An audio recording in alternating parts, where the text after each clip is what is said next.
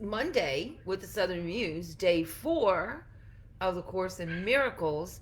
And this is a big day, a major lesson.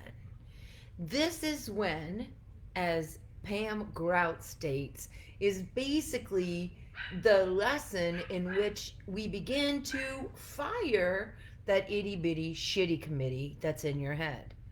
Like, mental anguish, suffering is caused by the repetitive, regretful, guilty, angry emotions.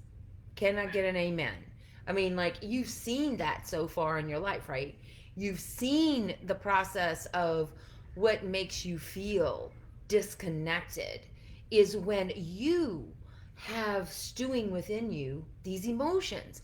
And I knew, like, when as I've been doing, hey Misty, so when when I've been applying these principles, and like I said before, intellectually I understood this, and I know you do too.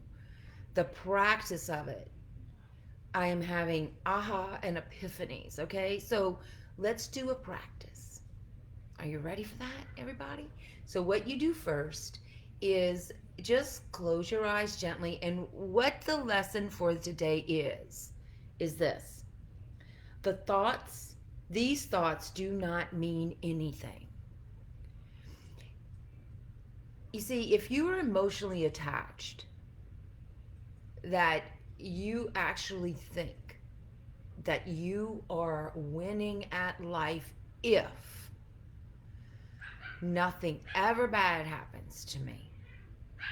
If you think that your life would be better if you were living someone else's life, if you have not forgiven yourself about something or haven't forgiven other people for that you feel have caused you trauma in your life, then more than likely these thoughts are ruminating. And what I mean by that is that they are stuck in a survival loop.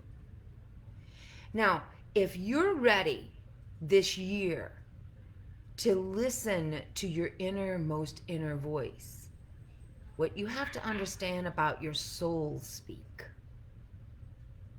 not your ego speak, but your soul speak is not a nag.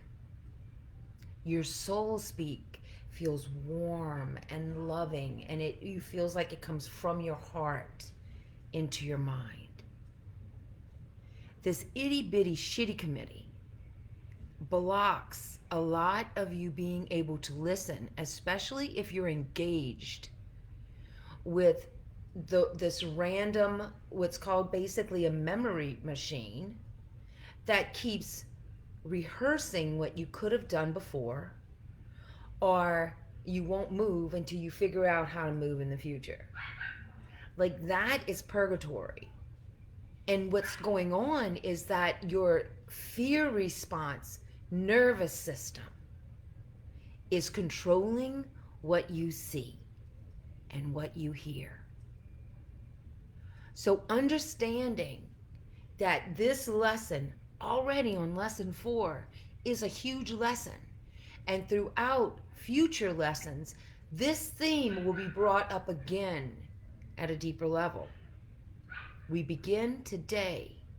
Now, when you begin this, because this is a direct acknowledgement, and I want to talk about ego because that word has been used so much, and I will probably define this several times as we go along this journey of A Course in Miracles. But what I want you to understand, you're going to learn that your ego is good. You're not supposed to get rid of your ego. This is about you learning how to utilize the strengths of this automatic nervous system. Like, there are things that you can program to ground a divine identity that works automatically for you, just like the negative voices that are always complaining at you, warning you, scolding you, however they show up. Then just imagine being able to hear your soul speak about yourself. Imagine your rise in confidence. So, we want to do this exercise with as much love and appreciation for your ego or your current language structure, your current structure of filters, because it protected you. But now it's time to let go, let down your protection shields. You'll always be able to bring them right back up. You're not getting rid of them. You're not going to get rid of your ego. You will have your ego until you take your last breath. It's part of your divine design.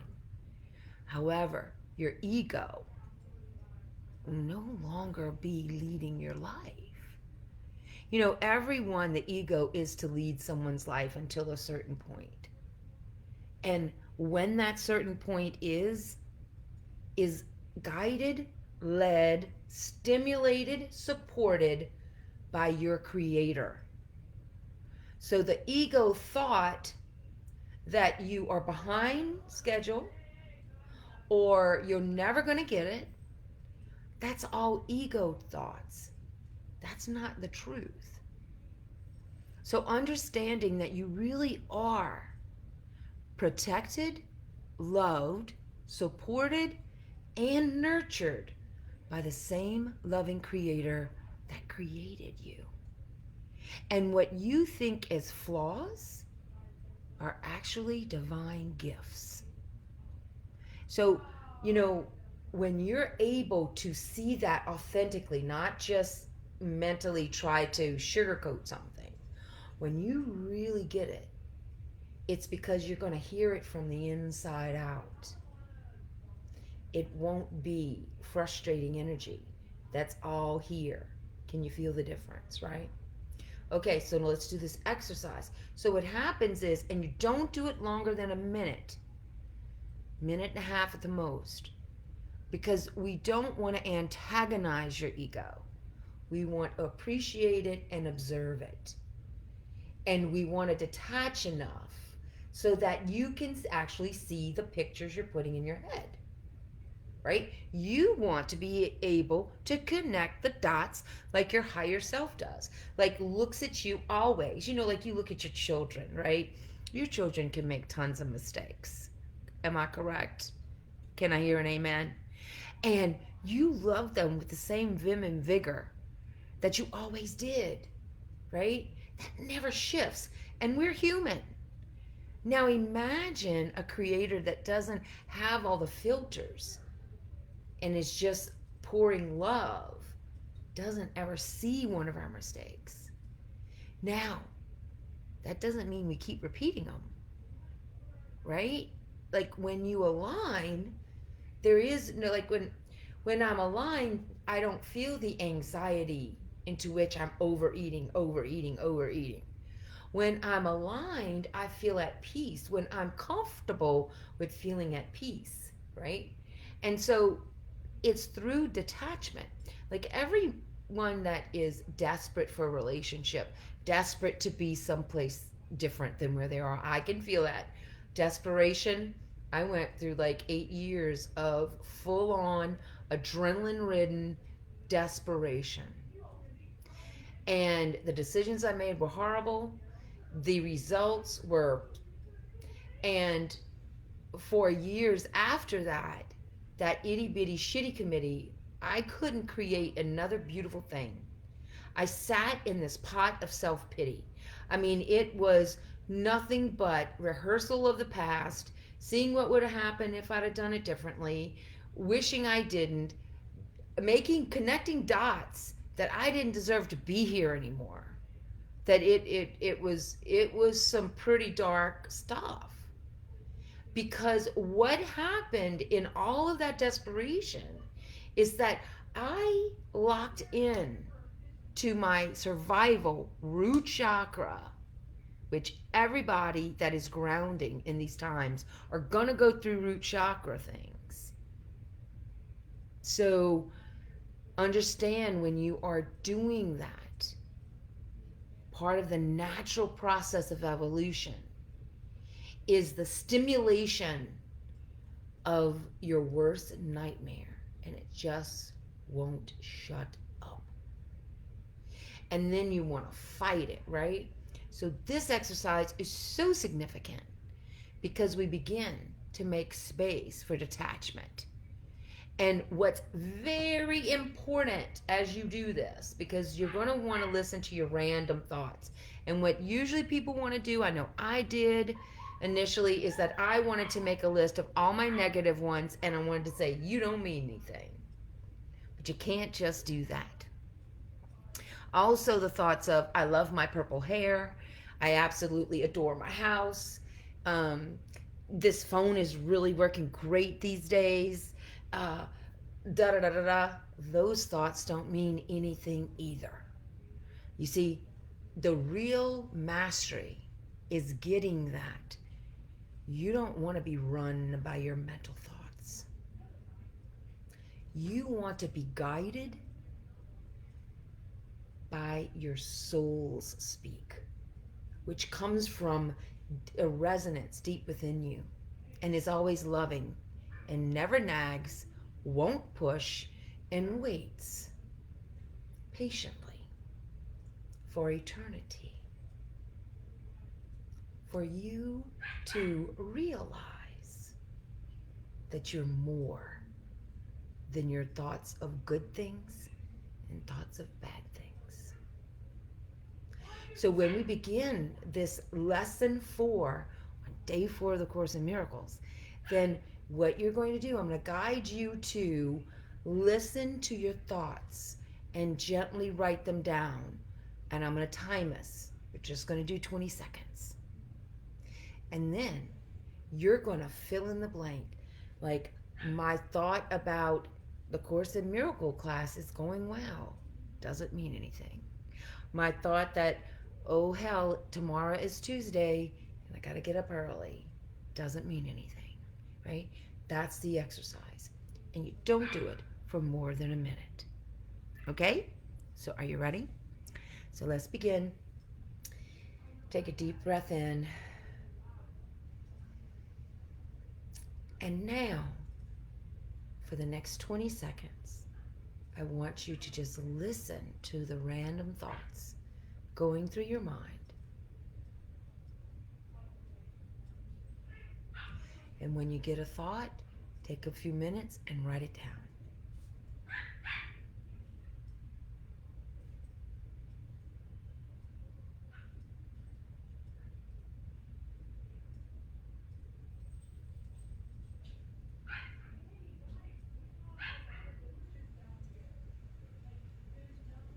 Notice if they're repetitive thoughts. Okay, write down your last thought now. Great job. Now what I want you to do is fill in the blank. This thought about doesn't mean anything. Now choose a good thought that you thought. And if you didn't think a good thought, think a good thought now. Put it in the blank. This thought about something good doesn't mean anything. Doesn't mean anything. So how does that feel? Can you feel the difference? You know, I got to tell you, I talked to my friend David, and I'm going to invite him to be one of the guests in the Zoom room. I really love his perspective, and he's done a lot of doing spiritual practices, okay? And he'll tell you more about that. But basically, one time he and I were having this, this discussion about, having a mission and having a goal and feeling the fulfillment of having a big goal to help the world in such a big way, And he said, and I'm not going to say it exactly right, but he basically said, Tanya, the stick that's going down the river, if he feels part of the river or if he doesn't feel part of the river, is still going to get to the ocean. And I didn't like that thought, you know? I didn't like it because I was like, I'm putting in extra here. I expect extra out. You see my attention? I'm putting in extra. That's exactly what it brought up. Like, oh no. Now, why? What is putting in extra all about? Extra. Why was I struggling? That's called martyr mentality. So, getting that there is a source that's doing all the work. Yeah, I lose my significance in the world. I lose that, I make that big of a difference, you know? However, I gain freedom. I gain the ability to allow a force of love that is larger than me, more brilliant than me, more connected than I can ever imagine work through me instead of trying to harness it and make it work for me. You know what I mean? So, this is a shift of consciousness, right? It's a shift of, and you can, if you've been watching me for a while, you're gonna probably start noticing the shift, you know? And so understand, a hardened heart will melt, resentments will disappear, and a sense of freedom and affluence, of vitality, and a new spring in your step.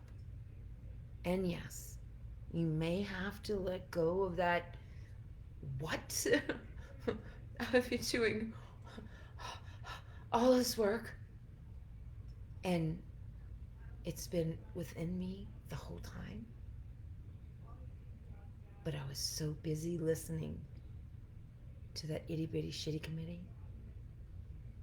But that's all right because you have eternity. You're right on time. Like, this is your divine time to do it. And even that thought doesn't mean anything. How about that for number 4? Okay, lesson 4. I love you so much. Remember, if you want to be in the monthly Zoom room and listen to other people who've experienced miracles, done the Course in Miracles, and join the collective as we do this journey together, right? 2 or more gathered, then join my Patreon account, $1.70. If you want to do the book club, and it's the second Monday, next Monday, we start. If you join the book club tier, then you actually get the audiobook of Marianne Williamson's Divine Compensation. And it works if it's about your self-worth, okay? So it's your self-worth in relationship, in the marketplace, in your body image. Like, the same principles apply. So reading that book together and doing the exercises together will be so much fun, especially when there are people from all over the world, right? All right. And then number 3, if you want some one-on-one time with me, I have a special tier in my Patreon account for that. So much love, everybody, on day 4 of the Course in Miracles. May you begin to see the miracle that you are with every breath that you take. Mwah. Sweet dreams.